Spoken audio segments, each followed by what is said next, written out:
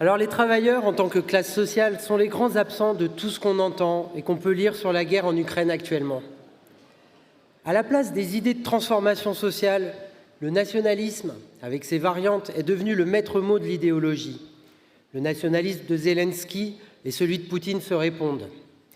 Pourtant, cette guerre n'est pas une guerre de libération nationale, quoi qu'en disent ceux qui se rangent sans réserve derrière l'armée et le gouvernement de Zelensky.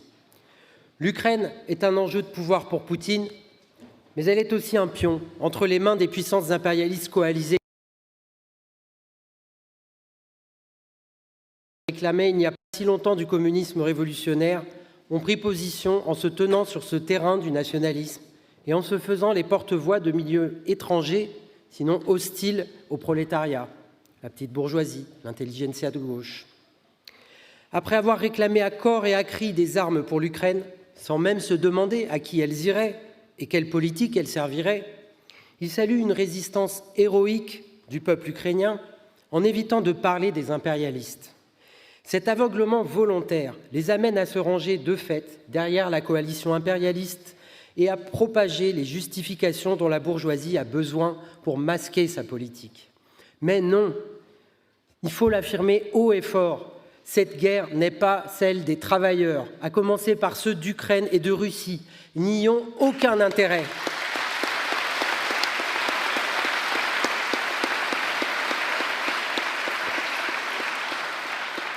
C'est un combat fratricide, provoqué par des rivalités entre des exploiteurs, des oppresseurs des classes populaires. Un conflit qui aurait paru hier encore inconcevable à la plupart des Russes et des Ukrainiens, étant donné leur passé commun, leur langue et leur culture partagée, et les rapports étroits entre les deux pays. Alors, pour s'orienter, pour ne pas se laisser embrigader par leurs oppresseurs et leurs États, les travailleurs de tous les pays ont besoin d'un point de vue de classe.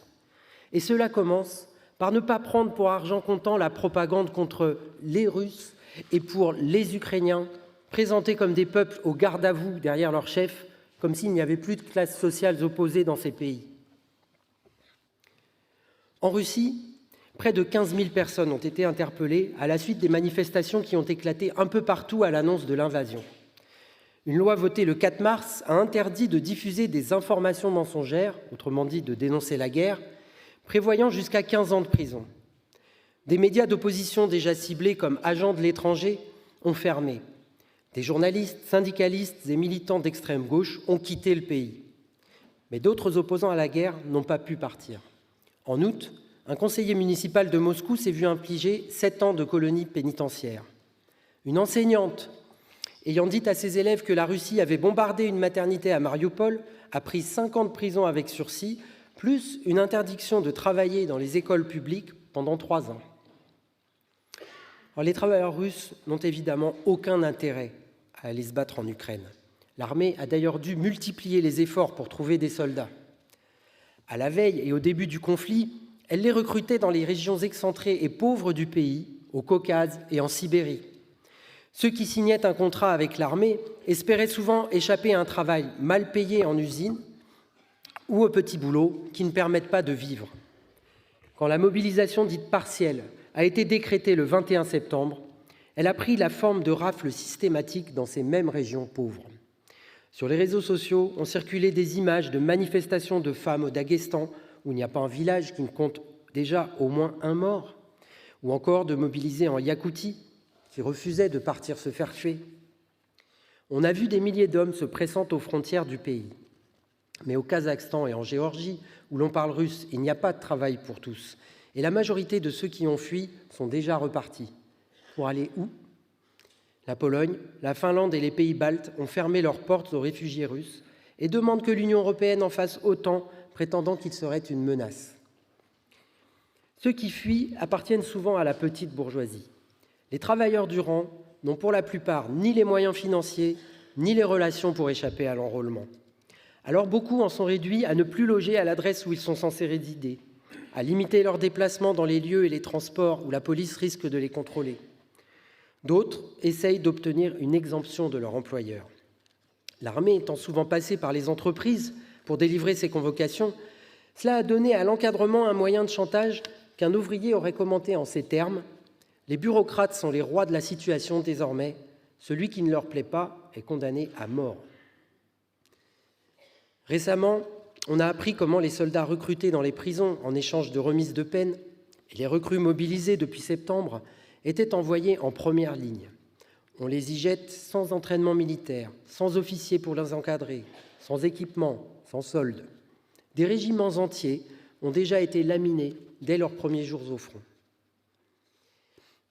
Les répercussions de la guerre frappent les travailleurs russes déjà appauvris lors de la décennie précédente.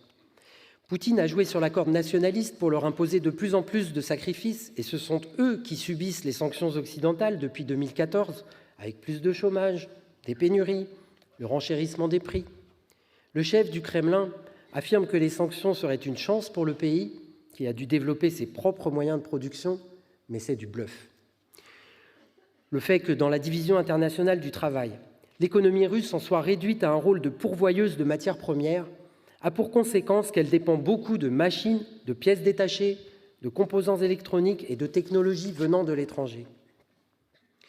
Beaucoup d'entreprises étrangères présentes depuis longtemps ont quitté la Russie, dont les constructeurs automobiles, Toyota, Renault, Nissan ou Michelin, qui ont fini par revendre leurs actifs après être restés à l'arrêt pendant des mois et avoir mis leurs salariés au chômage avec 2/3 de leur salaire. Le russe Avtovaz, qui était passé dans l'escarcelle de Renault, a été renationalisé, mais ses salariés subissent chômage partiel et perte de salaire. L'état déplorable de l'armée russe, lui-même, est une preuve que l'économie du pays n'est pas à la hauteur de ce que prétend Poutine. En témoignent d'énormes insuffisances en matériel au début de la guerre, le manque de composants essentiels produits par les firmes étrangères, mais aussi le fait que les centaines de milliers de soldats mobilisés depuis septembre doivent acheter eux-mêmes leur linge, leur nourriture, leurs médicaments, leurs équipements militaires, voire leurs munitions. Sans oublier qu'en les soustrayant à la vie active, la mobilisation contribue à affaiblir un peu plus une économie en manque chronique de main-d'œuvre. Les milieux les plus modestes font déjà et feront encore plus les frais des sanctions. Qu'ils soient civils ou soldats, ce sont eux que la bureaucratie sacrifiera en premier. La bureaucratie russe, elle, a encore des ressources à sa disposition. Les hydrocarbures ne sont en effet pas la seule manne financière du pays. Les exportations vers l'Europe et l'Amérique de nickel et d'aluminium russe, par exemple, ont bondi entre mars et juin. 2 milliards de dollars sont ainsi allés au trust de Deripaska et de Potanin. Soit dit en passant, ça explique peut-être pourquoi un Potanin a échappé aux sanctions jusqu'à présent. Il a même pu faire une bonne affaire en rachetant la filiale russe de la Société Générale qui a quitté la Russie. Pour compenser ce qu'il risque de perdre du côté de l'Occident, Poutine s'efforce de renforcer les liens avec ceux qu'il appelle ses partenaires asiatiques, moyen-orientaux et africains. Avec toute une démagogie en faveur d'un monde multipolaire susceptible de faire front face à l'Occident, il s'adresse notamment à la Chine, qui depuis des années est aussi sous la pression des États-Unis. Mais la Chine, bien plus intégrée que la Russie au marché mondial, ne semble pas pressée de se confronter à l'impérialisme américain. L'avenir dira si les États-Unis lui en laissent le choix. Enfin, les sanctions offrent paradoxalement la possibilité à certains d'augmenter leur commerce avec la Russie. Ainsi, la Turquie est opportunément devenue un pays de transit. Des cargaisons passant par ses ports parviennent en Russie en y acheminant produits chimiques, jus de fruits, tabac, café ou encore des équipements électriques. Le volume de ces derniers en provenance de Pologne aurait été multiplié par 5 depuis le début de l'année. Alors, à plusieurs reprises, des journalistes ont spéculé sur le mécontentement qui grandirait dans l'entourage de Poutine. Au lendemain de l'invasion, quelques oligarques ont protesté publiquement. Deripaska a qualifié l'intervention russe d'erreur colossale et appelé à mettre fin au capitalisme d'État. Les oligarques de l'époque Eltsine sont amers et inquiets. Eux qui avaient rêvé de s'intégrer à l'Occident se trouvent rejetés du côté de celui qui leur avait déjà lié les mains. Des centaines de nantis russes ont vu leurs comptes bancaires à l'étranger gelés. On a saisi leurs yachts, leurs villas. Ils sont interdits de séjour en Europe et en Amérique. D'après un cabinet de la City, 15% des millionnaires russes ont néanmoins quitté la Russie en quelques mois. Mais les élites, comme aiment les qualifier les journalistes, ont été sommées de choisir leur camp. Pour les y aider, l'homme du KGB qu'est Poutine n'hésite pas à recourir à certains arguments frappants. Depuis le début de l'année, au moins 9 hauts fonctionnaires liés au secteur de l'énergie russe ont décédé dans des circonstances suspectes. le président de la plus grande compagnie pétrolière privée, qui avait appelé à mettre fin à la guerre, serait tombé par la fenêtre d'un hôpital. Pour le moment, ceux qui haussent le ton au fil des difficultés rencontrées par l'armée russe sont surtout les va-t-en-guerre. L'affairiste Prigojine, chef des milices Wagner, ou le président dictateur de la République russe de Tchétchénie, Kadyrov, qui appellent à étendre la mobilisation. Alors il est trop tôt pour discerner comment la guerre, en fonction de son évolution, pourra ou pas rebattre les cartes au sein de la haute bureaucratie. Mais même si une révolution de palais devait se produire, la classe ouvrière russe n'aurait rien à en attendre. Rien ne dit d'ailleurs que les États impérialistes souhaitent le renversement du régime de Poutine pour le moment. Affaiblir la Russie est une chose, mais c'en est une autre de risquer de déstabiliser, avec des conséquences imprévisibles, une immense région du globe où la Russie a toujours joué un rôle de gendarme. Cette attitude peut paraître paradoxale, mais elle révèle une des nombreuses contradictions du monde impérialiste lui-même. Car malgré la guerre, le régime de Poutine contribue toujours, comme la bureaucratie stalinienne en son temps, à la survie et à la stabilité d'un système impérialiste responsable du désordre et des crises mondiales. On en a eu une illustration en grand, rappelez-vous, 1 mois et demi avant l'invasion de l'Ukraine. Poutine avait alors envoyé des troupes au Kazakhstan pour y sauver la dictature locale confrontée à une explosion sociale, sans que les États impérialistes protestent le moins du monde. Et pour cause, les trusts occidentaux sont très présents au Kazakhstan, où il y a du pétrole, du gaz, de l'uranium et bien d'autres minerais. Là, Poutine est intervenu pour préserver les intérêts russes et ceux de son homologue kazakh en même temps que ceux des impérialistes. Ces rivaux et comparses ont en commun de redouter les explosions sociales, l'intervention des travailleurs et, plus encore, du prolétariat conscient de ses intérêts de classe. Nul doute que l'Occident et le Kremlin retrouveraient aussitôt leur entente s'ils étaient de nouveau confrontés à une révolte des classes populaires contre leurs dirigeants ou contre la guerre. Et c'est précisément ce que les révolutionnaires ne doivent pas oublier. La classe ouvrière russe n'a aucun intérêt commun avec la bureaucratie qui l'envoie au casse-pipe et la condamne à un appauvrissement certain. C'est uniquement de son côté, certainement pas des sommets de l'État ou des rangs des oligarques, que peut surgir une véritable opposition à la guerre qui remettrait en cause non seulement le pouvoir de Poutine, mais la domination de la bureaucratie.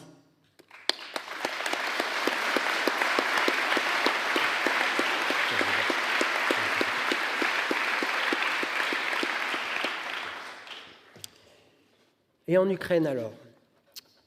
Eh bien, avant même que la guerre n'éclate, les travailleurs y étaient confrontés à un régime prétendu démocratique, mais qui les attaquait. Dans ses traits généraux, la société ukrainienne, d'après l'éclatement de l'URSS, avait suivi à peu près le même chemin que la Russie. Elle avait vu surgir ses propres oligarques et ses gangsters, en lien avec certains clans de la bureaucratie. La différence avec la Russie, c'est qu'en Ukraine, le pouvoir financier et par conséquent politique est resté en grande partie aux mains des oligarques. La concurrence permanente entre eux, pour le droit de parasiter l'économie, a donné lieu à une apparence d'alternance démocratique où en réalité les intérêts des différents clans n'ont pas cessé de s'affronter, y compris de façon caricaturale au Parlement, dans des bagarres récurrentes entre les députés achetés par les différents clans. Quelques oligarques ont personnellement exercé le pouvoir. Timoshenko, surnommée la princesse du gaz, et 10 ans plus tard, Poroshenko, le roi du chocolat. Tous les gouvernements ont mené des politiques d'austérité, écrasant le niveau de vie des travailleurs, retraités et chômeurs, ce qui a fait de l'Ukraine un des pays les plus pauvres d'Europe. Pourtant, le pays regorge de ressources naturelles, de minerais, de terres fertiles, les fameuses terres noires. Mais tandis qu'une partie des Ukrainiens partaient travailler en Europe de l'Ouest, au moins autant se rendaient en Russie pour les mêmes raisons, la proximité linguistique et culturelle facilitant les choses. En 2019, dans une Ukraine en crise permanente, Zelensky a été poussé sur le devant de la scène par un oligarque. D'abord connu en tant qu'acteur et homme de télévision, il a été élu parce qu'il était nouveau en politique et que les électeurs en avaient assez de la corruption, de la pauvreté et de la guerre dans le Donbass. Mais avec lui, rien n'a changé. La situation s'est encore aggravée et à la veille de l'invasion, Zelensky et sa politique étaient tellement discrédités que la presse bruissait de rumeurs sur son possible renversement. La guerre lui a sauvé la mise. Et si elle a fait rebondir sa cote de popularité, c'est comme l'écrit Trotsky dans le programme de transition, parce que chaque guerre prend les masses populaires à l'improviste et les pousse du côté de l'appareil gouvernemental. Désormais, Zelensky se charge de rappeler aux travailleurs qu'ils n'ont qu'une chose à faire, quoi qu'ils pensent, obéir. La mobilisation générale a été décrétée et aucun homme de 18 à 60 ans n'a le droit de quitter l'Ukraine. Et le gouvernement a renforcé la censure. D'après la ministre de l'Économie, près d'un tiers du pays sera au chômage d'ici la fin de l'année, alors que le taux d'inflation approche des 30%. Les infrastructures détruites, l'interruption ou la baisse d'activité de nombreuses entreprises, le chaos dans une partie du pays, tout contribue à l'effondrement de l'économie. L'État vient d'annoncer qu'il prenait le contrôle de plusieurs grandes entreprises dans les secteurs de l'énergie, de la construction d'avions et de véhicules pour conduire l'effort de guerre. Nul doute que le régime militaire sera étendu à toutes les entreprises, le gouvernement donnant toute latitude aux patrons pour s'asseoir sur le droit du travail. Les attaques contre les travailleurs, s'ajoutant aux malheurs de la guerre, iront grandissant. Alors bien sûr, une partie de la population a volontairement rejoint l'armée ukrainienne contre l'invasion russe. C'est d'ailleurs l'opportunité que les impérialistes ont saisie et dont ils se servent à leur avantage. Mais d'après le chef d'état-major américain lui-même, aucune victoire sur le terrain militaire n'est possible. Alors combien de temps cette situation va-t-elle durer ? Quand on croit se battre pour la patrie et qu'on s'aperçoit, comme disait Anatole France, qu'on se bat pour les industriels, en l'occurrence pour les oligarques et les impérialistes, on risque de tomber de haut. Du temps de l'URSS, la classe ouvrière soviétique était mélangée. Les travailleurs se déplaçaient d'une république à l'autre. Ils pouvaient trouver un emploi, s'installer librement, se marier ailleurs que dans leur république de naissance. En Ukraine, en particulier à l'est et au sud, dans des régions comme le Donbass et la Crimée, les familles étaient mélangées. Énormément de liens avaient été préservés après 1991 et beaucoup de gens ont encore des parents des deux côtés de la frontière. Mais après la chute de l'URSS, le nationalisme ukrainien a été encouragé par les autorités. Cela s'est manifesté notamment par la volonté d'imposer la langue ukrainienne à l'école, à la télévision et dans l'espace public. C'est devenu un objet de tension politique, les politiciens pro-occidentaux prenant l'habitude d'utiliser systématiquement la langue ukrainienne, même quand ce n'était pas leur langue maternelle. Ce fut le cas de la première ministre Tymoshenko, russophone d'origine, ou de Zelensky aujourd'hui, dont la série télévisée qui l'a rendu célèbre avait été tournée en russe, langue principale des téléspectateurs. En fait, malgré la pression étatique, nationaliste et petite bourgeoise depuis des années, le russe est resté employé très largement, sinon de façon majoritaire. La proportion varie selon les régions et les générations, selon qu'on est en ville ou en zone rurale, selon les classes sociales aussi. Car si la petite bourgeoisie intellectuelle de Kiev ou de Kharkov a choisi de s'exprimer en ukrainien, les travailleurs de ces villes et de beaucoup d'autres s'expriment, eux, la plupart du temps en russe. Cette situation de multilinguisme de longue date ne posait de problème à personne, si ce n'est aux nationalistes et à l'extrême droite. L'extrême droite ukrainienne, après les événements du Maïdan en 2014, s'est montrée particulièrement virulente. C'est de ces rangs que sont sortis les premiers bataillons partis combattre les séparatistes dans le Donbass. Les soldats du fameux régiment Azov arboraient les signes distinctifs de leurs inspirateurs qui avaient collaboré avec les nazis pendant la Deuxième Guerre mondiale. Après le Maïdan, le gouvernement de l'oligarque Porochenko, se tournant résolument vers l'Occident, a accentué aussi l'ukrainisation, comme ils disent, ou la dérussification du pays. Mais pas seulement. Car les nationalistes ukrainiens ont pris des mesures dirigées non seulement contre les Russes, mais aussi contre toutes les minorités nationales qui vivent dans le pays. Ils interdisent l'usage dans l'espace public non seulement du russe, mais aussi du hongrois, du polonais, du roumain, du slovaque, ces langues de forte minorité nationale qui avaient conservé jusque récemment des écoles, des lycées, tout un héritage non encore aboli de la période soviétique. Rien que cela devrait faire réfléchir ceux qui, à propos de l'Ukraine, usent et abusent de l'expression « droit des peuples à disposer d'eux-mêmes ». Bien sûr,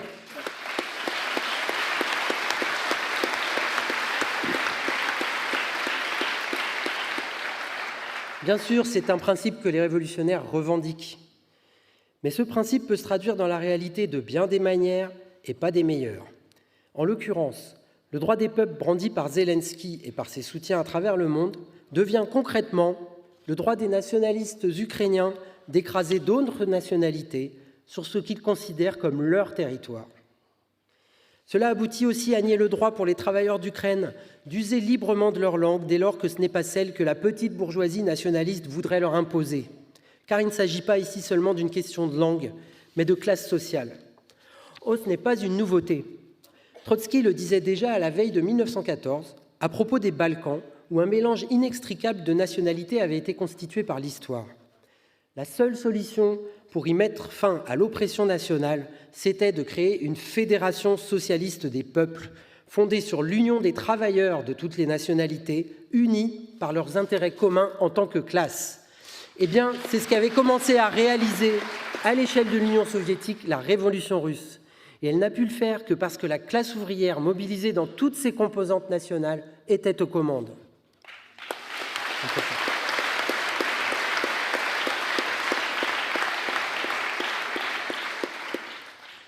La Révolution fit exploser l'immense prison des peuples qu'avait été l'Empire tsariste. Après la prise du pouvoir par les travailleurs en octobre, les bolcheviks furent les premiers à reconnaître dans les faits le droit des peuples à disposer d'eux-mêmes, donc y compris jusqu'à la création de nouveaux États indépendants de la Russie des Soviets. Leur politique à cet égard, comme à tous les autres, était révolutionnaire parce que la plus démocratique qui ait jamais été à l'égard des opprimés et parce que mise en œuvre par les opprimés et par les masses elles-mêmes. Reconnaître les droits des différentes nationalités de l'ex-empire tsariste, c'était le moyen de démontrer que la classe ouvrière se situait dans le camp des peuples opprimés. Pour le gouvernement soviétique, les travailleurs étaient des frères de classe, même quand ils choisissaient de vivre sous le drapeau d'un autre État. Finalement, c'était se donner les moyens de convaincre les opprimés de toutes les nationalités de rejoindre le camp de la révolution mondiale. Alors, dans les nouveaux États où s'établit le pouvoir des soviets, dont l'Ukraine, la politique des révolutionnaires avait pour boussole les intérêts des classes populaires. Ils réformèrent l'écriture du russe, qui était encore aristocratique et compliquée. Ils fixèrent celle de l'ukrainien et du biélorusse, créèrent des alphabets pour les langues jusque-là non écrites et surtout construisirent des écoles, avec des résultats spectaculaires en termes d'alphabétisation. L'ukrainien, principale langue parlée par la paysannerie dans ce pays, devint la langue officielle de la République soviétique d'Ukraine et la principale langue d'enseignement. L'expression de la culture ukrainienne n'était plus bridée, sans que cela se fasse au détriment d'autres cultures nationales minoritaires qui furent largement favorisées, elles aussi, dans l'enseignement, le théâtre, les relations avec les institutions administratives. Dans le cadre de l'URSS, beaucoup de nations retardataires connurent aussi un développement économique qu'elles n'auraient jamais eu si elles étaient restées soumises au capital, réduites à l'état de colonie ou de semi-colonie. En leur permettant de se séparer de l'ex-empire russe, tout en leur donnant les moyens de se développer ensemble sur les plans économiques et culturels, sur la base d'une volonté commune, la Révolution s'attacha à leurs couches les plus pauvres et se donna de ce fait les moyens de réduire progressivement l'influence des courants nationalistes bourgeois et religieux dans ces pays. Les bolcheviks luttèrent de toutes leurs forces contre ce que Lénine appelait les gredins chauvins grands-russiens. Et ce n'est pas un hasard si sur cette question fut mené l'un des premiers combats du bolchevisme contre la bureaucratie. En tant que commissaire aux nationalités, devenu secrétaire général du parti en 1922, Staline avait tenté d'imposer aux communistes géorgiens la volonté de la bureaucratie russe, qui était de se soumettre la Géorgie soviétique de la façon la plus brutale qui soit, en piétinant leurs aspirations nationales. Peu avant sa mort, Lénine rompit toute relation avec Staline précisément sur cette question. Staline, et Poutine lui a rendu hommage pour cela, étrangla dans la poigne de sa dictature le droit des nationalités de l'URSS. Cela se fit en établissant la dictature du pouvoir central, en imposant de nouveau le russe comme langue principale, en russifiant certaines régions, même en déportant des peuples entiers de leur territoire d'origine, notamment lors de la Deuxième Guerre mondiale. On ne peut pas résumer en quelques mots tous les crimes de la bureaucratie en ce domaine, mais on peut dire que Poutine se comporte en digne héritier du chauvinisme grand russe de Staline et des tsars. Lors des référendums organisés le 30 septembre pour justifier l'annexion de 4 nouveaux territoires à la Russie, Donetsk, Lugansk, Kherson et Zaporijia, il a affirmé qu'il ne faisait que rejoindre leur patrie historique. Pour lui, l'État ukrainien n'a aucune légitimité. Il accuse Lénine et la Russie bolchevique de l'avoir créée de toutes pièces, je le cite, sans aucun respect pour la Russie elle-même, en séparant, en lui arrachant une partie de ses territoires historiques. Et bien de la part de celui qui encense l'URSS de Staline et plus encore l'Empire tsariste, cette accusation honore à sa façon la politique des révolutionnaires.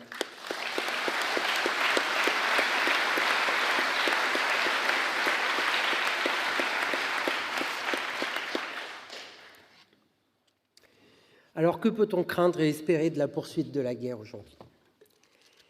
Eh bien, des millions d'Ukrainiens ont tout quitté pour fuir la guerre. À présent, certains reviennent, d'autres reviendront, sûrement pas tous. Ils voudraient pouvoir vivre à nouveau, pas comme avant, car tout est à reconstruire, mais au moins vivre en paix. Mais par quel massacre, par quelle désolation, quel sacrifice la population ukrainienne devra-t-elle encore passer avant que, peut-être, la guerre s'arrête? Et que restera-t-il de ce pays, même si les Russes doivent reculer? Ce qui est certain, c'est que si les travailleurs ne s'en mêlent pas, l'Ukraine, même sans l'armée de Poutine, restera aux mains de leurs ennemis, les oligarques et les capitalistes occidentaux, plus pauvres que jamais. Pas les oligarques et les capitalistes, l'Ukraine. Peut-être les oligarques et dirigeants hier les plus proches de la Russie seront-ils écartés, mais c'est tout. Quant à l'économie ukrainienne, déjà ouverte aux capitaux étrangers, elle sera obligée d'accepter tous les plans d'austérité que l'Occident voudra lui imposer et dont les masses laborieuses devront payer le prix. Pourtant, ce n'est pas une fatalité.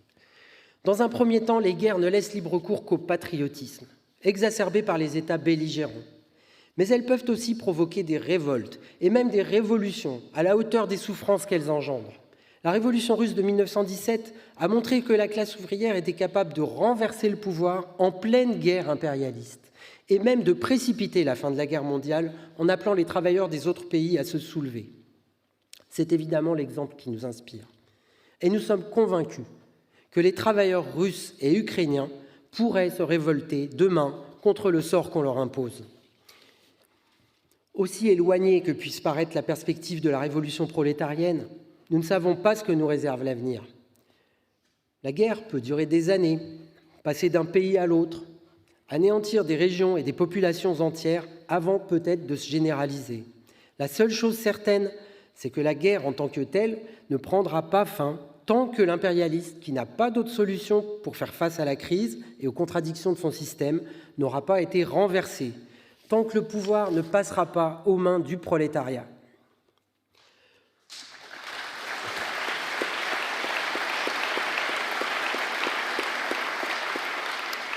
Pour nous, l'espoir de l'humanité est et ne peut être que du côté des travailleurs.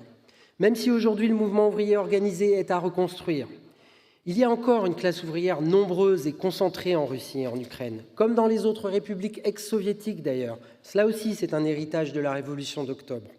De notre point de vue, c'est un gage pour l'avenir.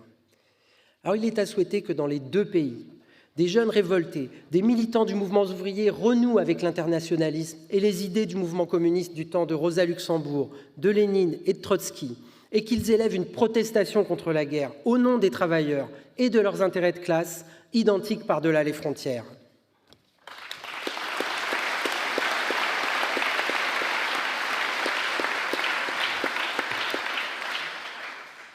Mais bien sûr, l'avenir ne dépend pas que des travailleurs de Russie et d'Ukraine. C'est le mouvement ouvrier international qui a besoin de retrouver sa combativité et ses perspectives politiques.